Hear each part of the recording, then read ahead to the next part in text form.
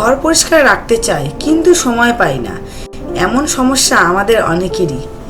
আজকে শেয়ার করব এমন 5টি ছোট্ট টিপস যেগুলো আপনার সময় বাঁচবে আর ঘরগুলো ঝকঝকে করে রাখবে খুব সহজেই।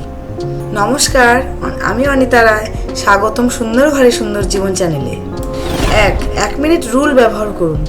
যে কাজ 1 মিনিটে হয়, যেমন কিছু জায়গায় কাপড় গোছানো, সেটা সাথে সাথে করে ফেলুন, পরে জমলে সময় বেশি লাগে।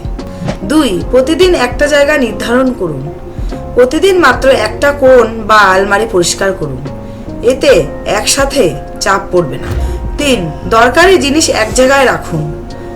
প্রতিটা ঘরে ছোট বক্স বা ট্রে রাখুন, যাতে চাবি, কলম বা হেয়ার ক্লিপ এদিক ওদিক না ছড়ায়।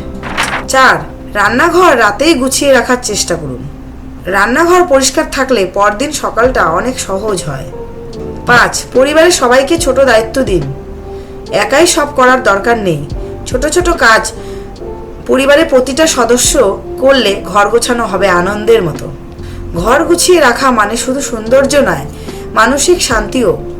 এই টিপসগুলো কাজে লাগিয়ে দেখুন, অল্প সময়ে আপনার ঘর হাসবে।